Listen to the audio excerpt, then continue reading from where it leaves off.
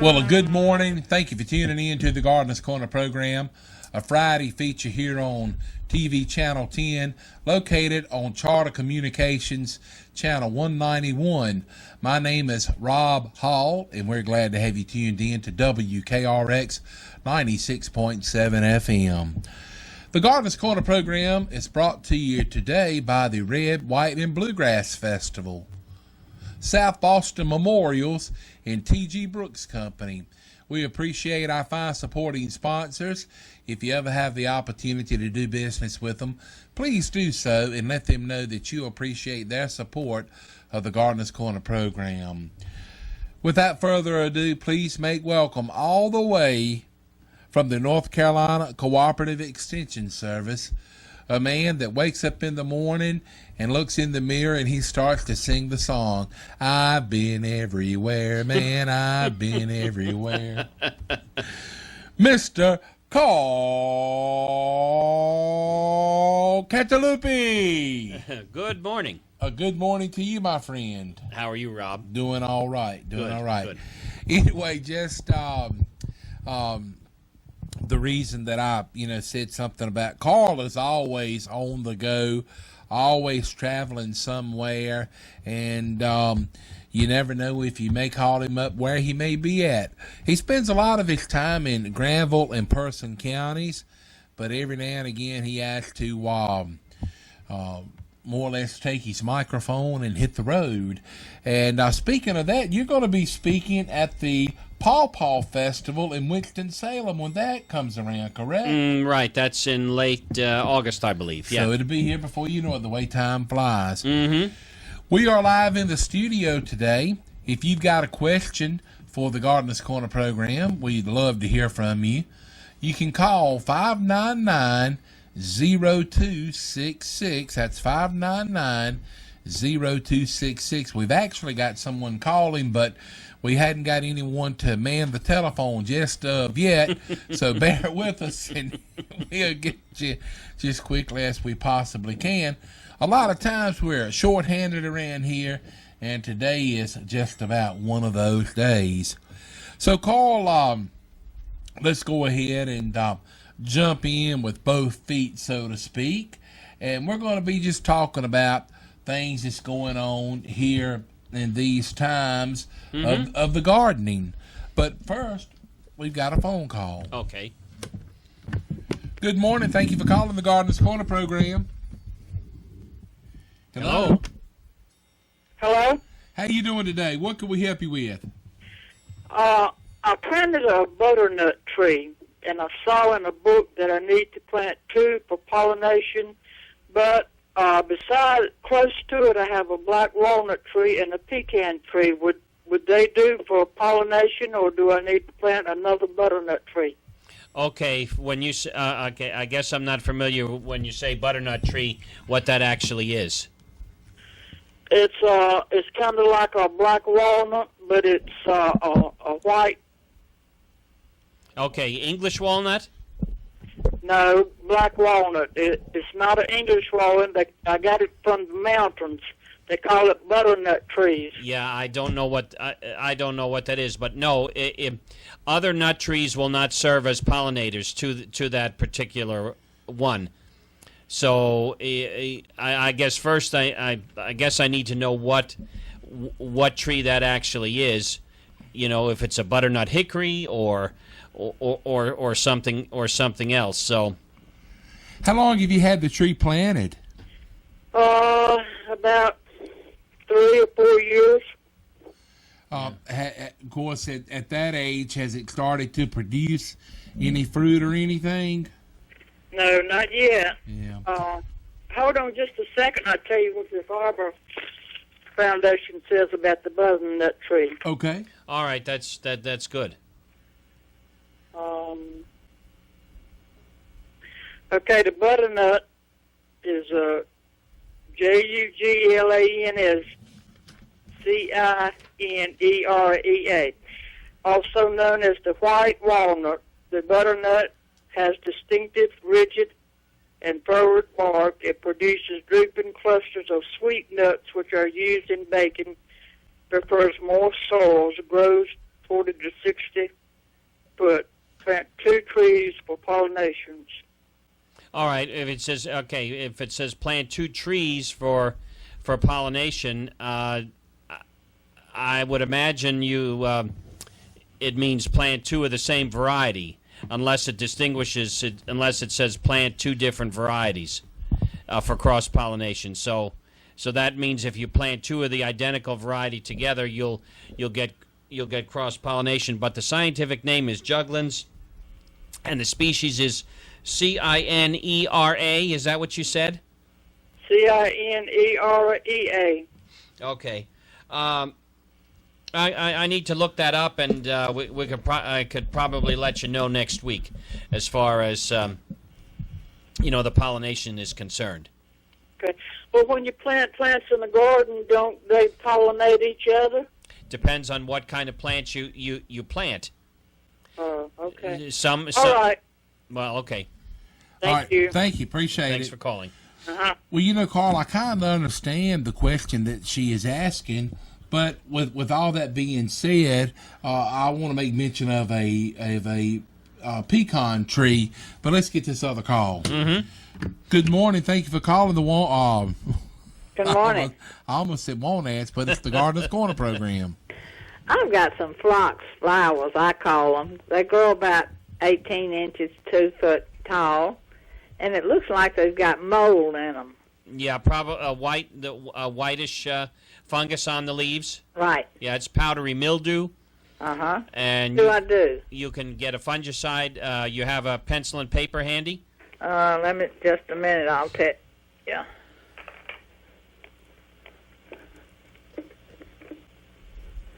Okay. DAC. Uh-huh. ONIL. Uh-huh. Gotcha. That's a fungicide, Daconil. So just spray that. The powdery mildew is not going to really cause harm to the plant. And Well, it looks like it does because some sprouts are turning brown and dying. Okay, well, you can spray it.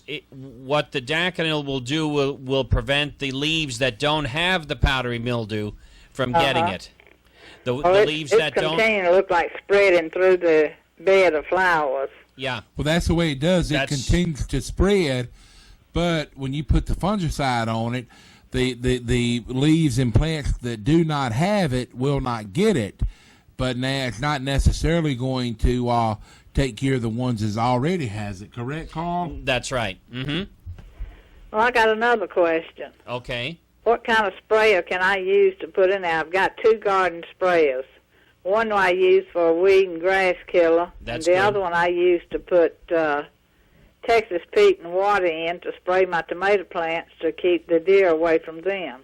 All right, use the herbicide sprayer just for herbicides only, and then use the other sprayer for insecticides and fungicides or any other, concoctions that you have for, for insect or disease control. So what he's saying I need is, a new sprayer. no, use the one that you mix up the Texas peat and water with. Okay. It's okay to use that to spray your fungicides. All right. But the one that you use to spray for weeds and grass, I only use for that. that's correct. That's right. right. Correct. Mm-hmm. Right. All right. Thank you. Hey, appreciate your call. Thank you now. Bye-bye. Bye-bye. Anyway, Carl, we'll go back to the first caller. Mm-hmm. She was asking questions about the butternut tree. When she first said butternut, I was thinking butternut squash. Yeah, yeah. But the question was, should she plant another butternut tree so it could pollinate? And now, if I understand this correctly, when you talk about the pecan trees, you have to have 2 different varieties to cross-pollinate, correct? Mm-hmm. Okay. Now, when you get into walnut trees, do you know if that would be the same? Same thing. So, when she was reading the description, plant 2 two trees for better pollination, and I'm thinking that they probably meant two different varieties is what I'm thinking. But I'll have to follow up and check on that. Okay. Yeah, exactly. All right. Well, anyway, I'd never heard of a butternut tree. I sure hadn't, but that doesn't necessarily mean anything because there's a lot of things I've never heard of. But anyway, maybe Carl can do a little bit of follow up and we can address that issue next week on the Gardener's Corner program. Something else, the lady that just called in said that she had a spray that she would mix Texas peat and water in to spray around her garden to keep the deer away. I actually heard about this a few years ago with some people spraying tobacco to keep the deer out of the tobacco. And from what I understand, it's like 1 gallon of Texas peat to maybe 300 gallons of water if you were spraying tobacco. And the deer have a really low tolerance for anything, with heat in it, such as Texas peat or pepper or things like that. And I'm sure it's some people that use that in the gardens and things. But something else we had talked about a few weeks ago, it is a more or less, I guess maybe I'm going to use the word chemical. It may not be the correct word, but you could use the word liquid fence. That's right. And it is a more or less a water-soluble spray that you spray around the perimeter of your garden, and it gives off a very bad odor to help keep out any wildlife or anything like that. And Carl is the one that has taught me about that. So, but we're going to get into the topic at hand in just a few minutes. But last week we had actually pre-recorded the show, but since we were on the show live, we lost one of the members of our family here at WKRX, Mr. Caroll Elliott, who went by the name of Don Caroll on the radio. He was the co-host with Carl here on the Gardener's Corner program for a great number of years. Carl had declining health for about the last 18 months or so, and funeral services were held for him up in Danville a week ago this past Wednesday. Carl actually has a picture of himself and Don on the show. Carl, if you would go ahead and put that up on the screen, and we'll have a moment of silence in memory of Caroll Elliott, Mr. Don Caroll.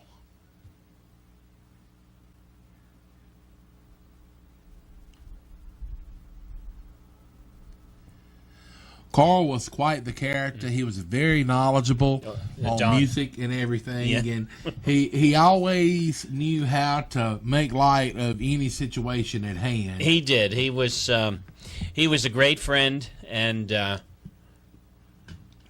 well, I know Carl and Mr. Bratcher paid Don a few visits when he was in the hospital, and he moved him up to hospice in Reedsville, and they made a couple of trips up there to visit him. But we certainly want to send out our condolences to all of Don's family, his wife Linda, and their children, and all of their friends. But Don, he was a great guy. Worked in radio all of his working years. Right. For those of those people that might not remember, we started out way back in 1996 with a half-an-hour radio show. That's how it started out as, and the manager of the Southern State store, Randy Green, approached me and asked if I would like to do a garden show. So we did. And it was only a half-an-hour show for a very short time. It became very popular, so we expanded it to an hour, and then later on we simulcasted it on the cable TV channel, And it went like that for several years until maybe, time moves so quickly. Maybe it's been 5 years or so, or maybe a little more, when they decided to archive the shows on the Website, web. yeah. So we've really come a long way, and I really missed Don and his wit and his humor, and we used to feed off of each other. You know, I'd talk about something, and Rob does the same thing. But one thing leads to another. I'd talk about something. Don would say, well, that reminds me of such and such, you know. Yeah. Well, you know, Carl, I've said this many times, you know, when I give you the introduction that I do here on the program, Mr. Don Caroll, he used to kind of do it that way. And so I kind of took what he started and continued on. But again, as a lot of you are already aware of, but Mr. Caroll Elliott, his radio name was Don Caroll, passed away and was buried. Funeral services was held a week ago this past Wednesday. Do you remember the date? Let me look at a calendar real quick and just to make sure we're telling it. That was on June the 3rd. Right. Sure was. But anyway, moving along with the program, and thank you all for allowing us time to more or less have a kind thought or two about Mr. Don Caroll. Do we have to? Let's go ahead and get a word on for one of our fine supporting sponsors, and then we'll come back and maybe try to get into the topic at hand. We'll take a trip and head on over to South Boston Memorials. They are friendly people there in South Boston to serve you, and we'll be back with more Gardener's Corner program right after this message. South Boston Memorials, located 1439 Seymour Drive in South Boston, Virginia. They offer granite markers, monuments, and mausoleums. For more information, visit the website SoboMemorials.com or call 434-572-3859. South Boston Memorials have been in business and family-owned since 1958. In-house laser etching is available at South Boston Memorials. They have over 300 granite memorials in stock. For all of your granite markers, monuments, and mausoleums, stop in and see them right there at South Boston Memorials, located 1439 Seymour Drive in South Boston, Virginia, or call them at 434-572-3859 and visit the website SoboMemorials.com. That's South Boston Memorials, located 1439 Seymour Drive in South Boston.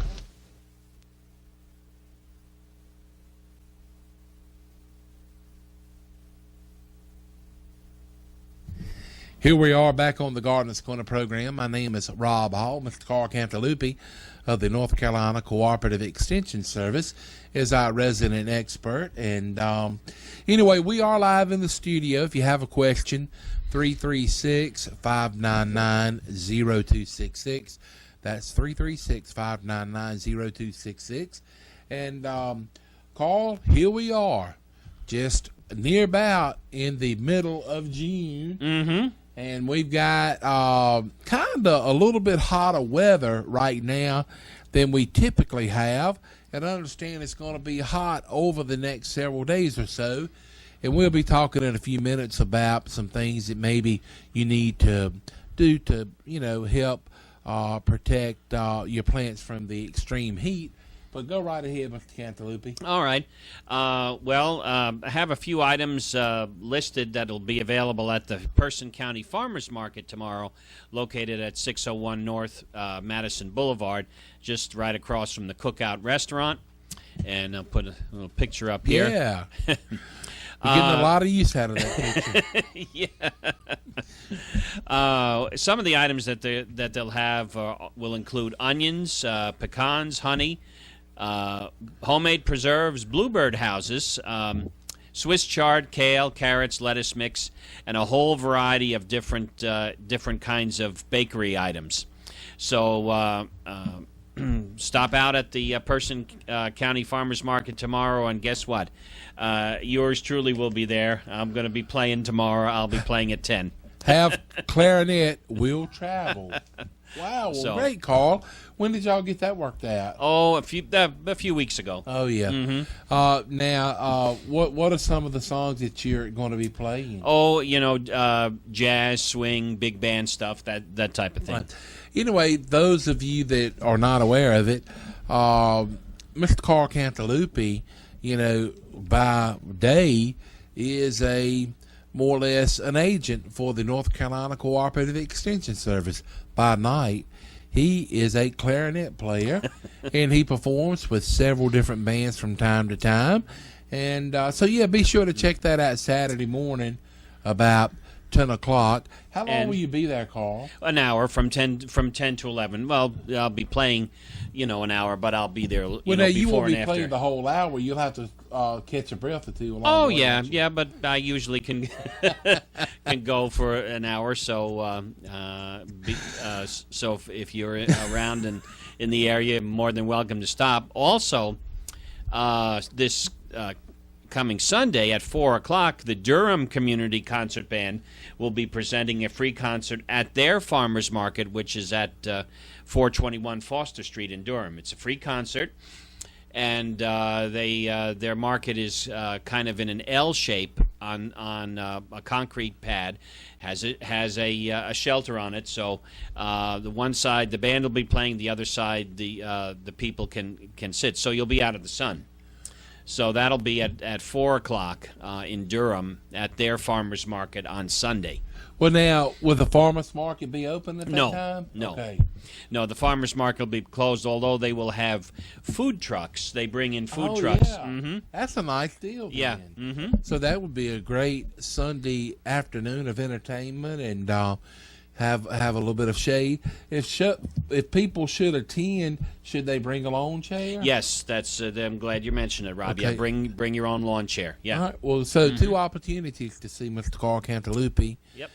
Playing the clarinet this weekend. Carl, the reason that I got to laughing when I asked you, said, now, Carl, you're not going to be able to play an hour. You're going to have to catch your breath. What I meant by that was it was a guy back when I worked at, the Pepsi plant. He kind of took everything that you said literally in a joking way. Uh-huh. And it was one of the other guys worked at the Pepsi plant was talking about that he had, took part in a hog killing. Mm-hmm. And the guy said that they had killed 13 hogs that day. And the guy said, did y'all kill them all at one time? And he said, yeah.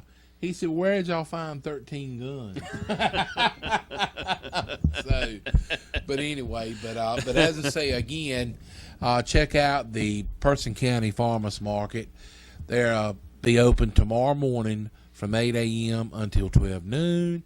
And then on Wednesday afternoons, 3 until 6. And Carl will be there tomorrow morning at 10 o'clock playing some big band and jazz tunes from the clarinet. Mm-hmm. Now, another farmers market we have in town is the one down on Depot Street, the Roxbury Farmers Market.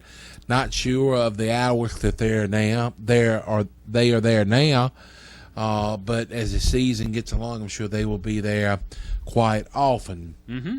But Carl, I made mention about the extreme heat. To kind of put you on the spot. All right. If it's per se a 95-degree day versus a 80-degree day, how much more faster will the soil dry out, would you say, at 95 degrees versus 80 degrees? I'm really not sure of the answer, but, hot is hot, and you should have your plants watered and mulched so that the mulch will conserve the soil moisture that you do have. Remember the old screwdriver test, how to check for soil moisture by pushing a long-handled screwdriver into the soil until it becomes hard to push. Then pull it out and measure and see how deep the soil is wetted. Turn the water on until you water down to a good 6 to 8 inch depth, and then you'll know how long it takes to water down that deep next time you water. And you should check your soil moisture levels periodically. But a couple of things happen with tomatoes. At consistent temperatures over 90 degrees will cause the flowers to fall. The tomato flowers will turn brown and fall, and then consistent temperatures over 90 will actually cause the red pigment of the tomato, which is lycopene, to actually disintegrate, and it brings out a more orange color. The red pigment decreases, orange pigments come out, and sometimes this is referred to as blotchy ripening, and that's all due to heat. So nothing that's going to hurt the tomato, but you'll see the loss of the red pigment in tomatoes if the temperatures stay increasingly hot. Well, Carl, something else I want to ask about the extreme heat. When it's extremely hot, over 85 degrees, it's not a good time to spray herbicides, correct? That's correct, yes. Now, from what you have told me in the past, and I cannot remember the word, but you have said that a lot of times when you are spraying a herbicide that you may want to just be killing certain things and not everything, that at extreme temperatures it can cross over, correct? Mm-hmm. Mm-hmm. And now, what was the other thing you was talking about a few weeks ago about something in the air is inverted? Oh, air inversions. Yeah, when you spray an herbicide and the air is still, probably the easiest way to explain this is if you have smoke coming out of a chimney and the smoke just hangs in the air, right, and it doesn't move. That's an air inversion, and so if you apply an herbicide at that time, and especially if the temperatures are above 85, those spray droplets will vaporize and they'll just hang in the air. Then when the air currents start moving again, the herbicide particles will drift and land who knows where. Yeah, and that happens a lot. Well, now, if next week on some of the hot days, if someone should decide that they want to spray fungicides, is that okay to do it in the heat? Yeah, that's okay. Well, that is a good point that you brought up.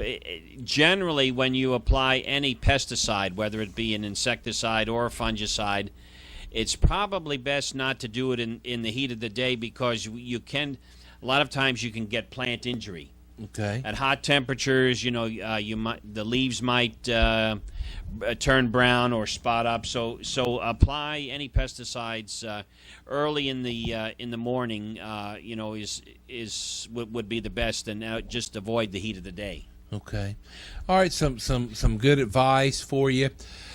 And we'll move right along. And Carl, you want to talk a little bit more about tomatoes? Yeah. Getting on with the heat issue, it'd probably be a good thing to mention the following, just a little bit more about how heat damages crops. The ground around snap beans may be littered with aborted flowers if the temperatures get too hot. Same with tomatoes. Flower and fruit abortion are common responses to heat stress as a result of the general failure of successful pollination and fertilization. The reproductive structures can become unreceptive, pollen can be killed, and the pollen tube may fail to form. And a lot of people are concerned about tomatoes and cucumbers. In general, cucumbers are more heat tolerant than tomatoes. Another problem can be a lack of female flowers, often noticed in summer squash. As the heat increases, the ratio of male to female flowers changes to more male flowers. When cooler weather returns, the plants will shift back to a more normal ratio, and I'm sure we'll start to get calls soon with vine crops such as squash. You'll have several male flowers that will open and die before you'll see the first female flower produced, and we'll show you the difference, how to tell the difference between male and female. Generally, male flowers are born on long, slender stalks. The female flowers always have a tiny, immature fruit attached to the flower. If it's not pollinated and fertilized, that fruit will fall off.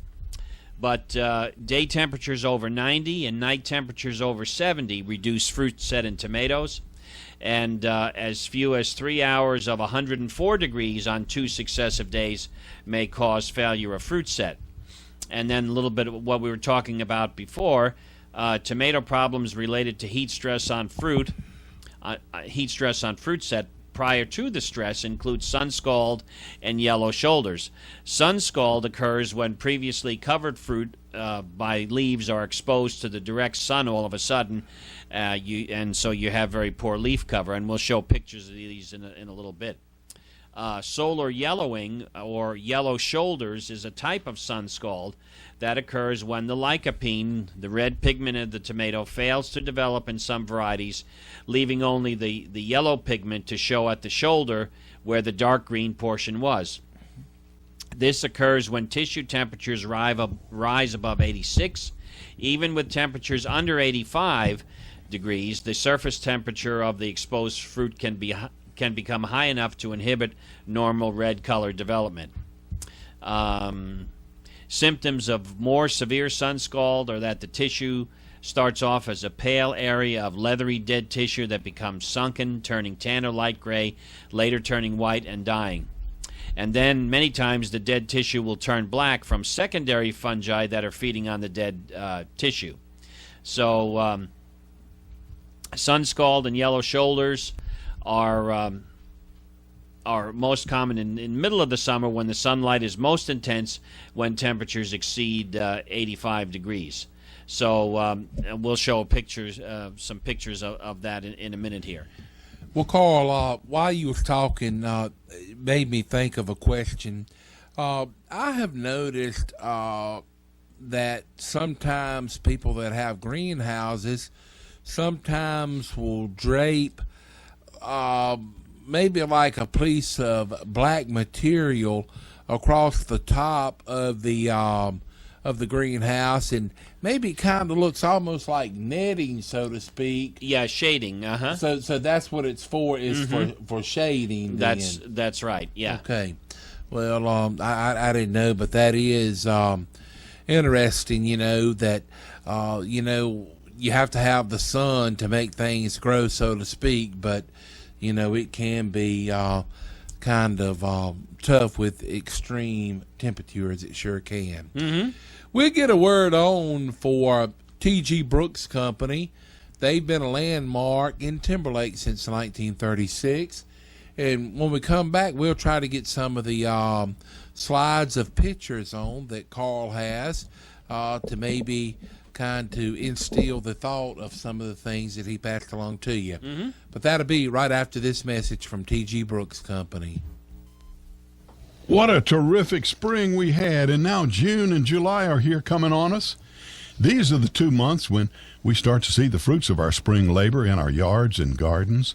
The planting season has been a good one, and yes, you still have time to plant vegetables and flowers for a summer of beauty. And when those gardens come in, T.G. Brooks Company has your jars in half pints, quarts, half gallons, plus pressure cookers, pressure canners, bath canners, strainers, funnels, and most other canning supplies. It's also still lawn and garden time. T.G. Brooks Company still have some tomato plants, and they have also vegetable plants of all kinds, and garden seed and flowers ready to plant. T.G. Brooks Company has irrigation supplies, water hose, nozzles, sprinklers, and all that you need during the drier days. Reseed your lawn with clean, fresh seed, and they have the fertilizer and lime. They have the sprayers, both tank and backpack. And if you need mulch, they have it in stock in abundance, even triple ground mulch, and they have certified playground mulch at T.G. Brooks Company. They've got your insecticides for vegetables and fungicides. They have chemicals for your grass protection and bug protection, too, for home pest control. In fact, all your garden and home chemical needs are at one spot. No matter if you are the homeowner or you are a commercial landscaper, T.G. Brooks handles everybody with the same courteous service. They can arrange delivery, or you can pull in with your pickup truck or your trailer, and they'll load it up for you. The bag products they'll load up in your car or your van. After all the work is done, nothing tops off your day like a hand-cut ribeye steak cooked to your desired level on your grill. Make your way over to 411 Helena Maria Road in Timberlake and phone them at 364-2428. Always T.G. Brooks Company proudly serves the homeowner, the farmer, and people in construction. Have since 1936. They welcome folks from all over Person County, Rougemont, Northern Durham, and, of course, Southern Person County. Here we are back on the Gardener's Corner program. Today we are brought to you by T.G. Brooks Company, South Boston Memorials. And in a few minutes we'll get a word on for Red, White, and Bluegrass Festival that's going to be taking place in Morganton, North Carolina, the week of 4th of July. You know, July the 4th this year will actually be on a Saturday, and I know a lot of people will be having big plans. A lot of people go on vacation, you know, the week of the 4th, and hard to believe, but it'll be here in just a few weeks, Carl. It sure will. Time flies. It sure does. We are live in the studio today. If you've got a question, feel free to give us a call, 336-599-0266. That's 599-0266. Now, Carl, you've got some pictures you're going to show right now of Sunscald, okay, on tomato. Now, a lot of people are under the impression that tomatoes need sunlight to ripen, and sunlight will increase temperatures, but sunlight is definitely not the main factor of how tomatoes ripen. Tomatoes ripen by the naturally occurring compound that's present in all ripening fruits and vegetables called ethylene. Ethylene is generated in that fruit, and this is what stimulates ripening to occur. So really, on a tomato plant, you want to protect the fruit by growing enough foliage so that the leaves shade the fruit. Once the fruit is exposed to the sunlight, a direct exposure to the sun will cause the tissue to kind of wrinkle, and you're actually destroying the outer part of the tomato fruit. And then as this tissue shrinks, this white spot forms. As you see here, here's another shot of tomato, and you can see that this is right in the full sun. Here's some sunscald that's occurring right along the stem end of the fruit, and you can see there's hardly any leaf cover there. And here's some more shots. Actually, this one here is called solar yellowing. What we talked about before. This is when the temperature exceeds 85 or so, and then the yellow or orange pigment comes out, and this is solar yellowing or yellow shoulders. And I'm sure several of you have seen this before, and this is due to high temperatures. So you want to make sure that the plants have leaf cover, and when tomatoes are ready to pick, that means when you start to see a pink color in the fruit, go ahead and pick them so that they can ripen off very, very easily off of the plant. You don't want to leave tomatoes ripen on the plant, because then they're subject to diseases and insects very, very easily. So, and they take life away from the plant also, correct? That's right. Now here's a a cluster of tomato fruit. This is on a cherry tomato, and you can see most of the fruits are absent. This is what high temperatures will cause the flowers to abort, and then you won't get any fruits to set. At high temperatures. Here's another condition that some people might see, and it's not really associated with heat so much, but it's called internal white core. It can be due to insufficient amounts of potassium in the fruit, so make sure that you do have your soil tested. But certain varieties are more prone to doing this than others. So I'm sure you've cut into a tomato and found this whitish core in there and wondered what that was caused by. Well, Carl, when you said potassium, bananas are good for potassium. That's but right. also tomatoes are too, and so that's pretty interesting. Carl, a couple of questions. First question: if you did have some of this shade netting, and if you had your tomatoes in cages, would it be a bad idea to drape some of that shade netting over? It would not be a bad idea, especially if temperatures continue to hover around 90 and above. Okay. It definitely might not be a bad idea, especially if you have several fruits exposed to the sun. Okay. The next question is: did you by chance see any of the national news reports last night? No, I don't think so. Well, I watched the CBS Evening News, and they done a report from California. California is really big for almonds. Yep. And I didn't have 100% of my attention glued to the TV, but when they first started, they said that it was an almond farmer there that had cut 51,000 of his almond trees, and the reason was, California is in a pretty severe drought, and they were saying that it has been said that it takes 1 gallon of water to produce one almond. I would believe that, yes. And they asked this almond farmer this, and he is more or less investing a huge amount of money in digging wells on his farm to try to be able to water his almond trees. And he said, as you have said, you would really be surprised unless anytime you have a fruit or vegetable, how much percentage of it is actually water. Right. Mother Nature has a wonderful ability to stack water, and it's amazing, and it takes water to develop a fruit or a nut. Yeah.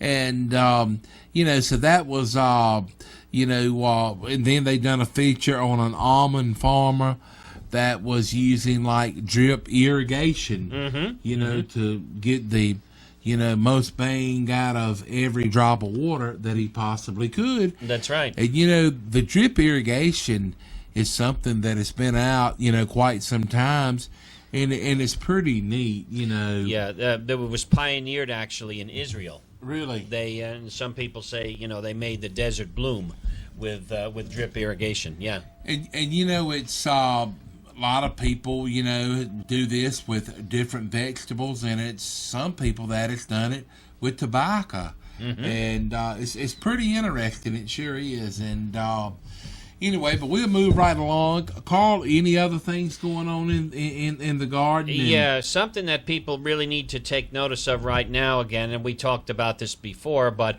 if you grow grapes in the garden, black rot is very, very prevalent now, and you really need to get a fungicide on your grapevine to prevent the black rot fungus from destroying the grapes. The black rot fungus gets its start out in the leaves, and they make these brown spots, and on the margin of the leaf spots you'll find little black dots that kind of look like pimples in a circle.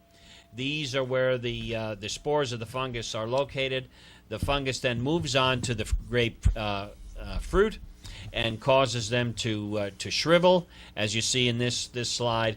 And then the final thing is they'll just shrivels them up to mummies. So the material to use, one of the best materials is Immunox, Immunox. And you can find these in garden supply stores. And Immunox will control black rot, and it will also do a nice job of controlling powdery mildew of grape. So make sure that your grapes are protected. Once you see this, it's too late to do anything. Carl, a question to you. My neighbor called me one day this week and wanted your number, and I understand that he had planned to call you. Did he get in touch with you? I don't. Mr. Sneak Carey? Oh, yeah, sure. Mm-hmm. Anyway, he said something to me about he had been told that Seven Dust is not readily available as it used to be. That I don't know. Oh, so you're not familiar with that? No. Okay. No. Well, look, let's take a break, and we need to get a word on for Red, White, and Bluegrass Festival. That festival is coming up in Morganton the first part of July, and it runs through July the 4th. So if you hadn't made plans for your 4th of July week yet, why not head down to Morganton to the Red, White, and Bluegrass Festival? For great bluegrass music, don't miss the Red, White, and Bluegrass Festival. It's July 1st through the 4th at Catawba Meadows Park in Morganton. Here's some of America's finest bluegrass bands like Balsam Range, Seldom Seen, the Del McCurry Band, and Mountain Heart. Purchase tickets at Comma or call 800-939-SHOW. For more info and online tickets, go to redwhiteandbluegrassfestival.com. Enjoy real American music July 1st through 4th at Catawba Meadows Park in Morganton. Log on to redwhiteandbluegrassfestival.com for more information and tickets. The Red, White, and Bluegrass Festival in Morganton, North Carolina, July 1st, 2nd, 3rd, and 4th. Here we are back on the Gardeners Corner program. We've got a few more minutes here on the program today. Thanks to all of you all for tuning in. Carl, and you say you want to talk about Septoria? Yes, Septoria leaf spot on tomato. It is now attacking tomatoes. I've got a little bit on my own plants in the garden, right as they are right close to the soil. Septoria leaf spot is a fungus disease, and it causes these small brown and blackish spots to develop on the lower tomato leaves. So you need to protect the leaves with Daconil fungicide, Daconil. Spray it with Daconil, wait about 10 days, then come back with another fungicide called Maneb or Mancozeb, Mancozeb, and spray it with that. And you can alternate those fungicides once every 10 days or so. This is Septoria. And this is another slide of Septoria as well. Also, the early blight fungus will start attacking tomato leaves. These same two fungicides will control those very well. Well, Carl, now with the more or less the fungicide that you spray on the tomatoes, the reason that you say kind of rotate back and forth between the two is because one of them controls a few things that the other one may not? Well, okay, that's a good question, Rob. The reason why we recommend alternating fungicides is so that the fungus does not build up a resistance to the one fungicide if you just use one fungicide all the time. So actually, fungi can mutate and they can build up resistance to the chemical. So this is why we alternate. Okay, all righty. Carl, we've got maybe about one more minute or so. All right. This is the other one. This is early blight. That's a lot of people are familiar with. This is called it forms a bullseye or target board marking on the leaf. And here's another shot of that too.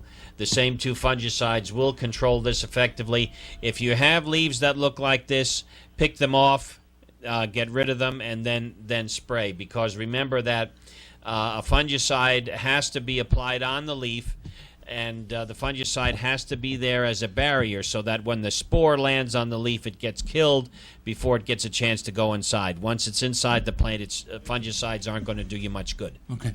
With us being right here almost in the middle of June, still plenty of time to plant any kind of warm season vegetables? Sure.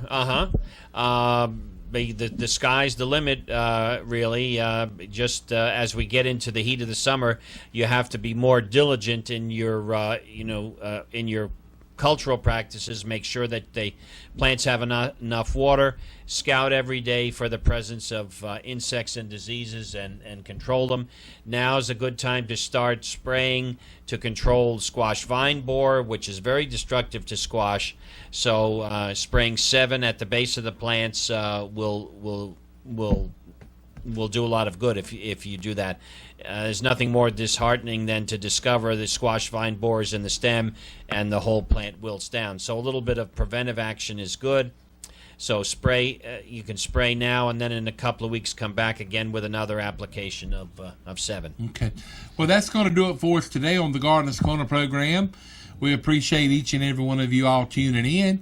And when you have the opportunity, be sure to log on to RadioRoxburgh.com, and you can check out past editions of the Gardener's Corner program. Thanks goes out to our sponsors, Red, White, and Bluegrass Festival, T.G. Brooks Company, and South Boston Memorials. Also a big thanks to Mr. Carl Cantalupi. Thank you, from Rob. the North Carolina Cooperative Extension Service. And I want to give out a shout out to our more or less man behind the technical scenes and operating the camera today. I think this is the first time that he's ever done it for us, but a big hand for Dave Bratcher. Appreciate him filling in and getting us on the air today. God bless, folks. Have a wonderful and safe weekend, and we look forward to seeing you next week on another edition of the Gardener's Corner program.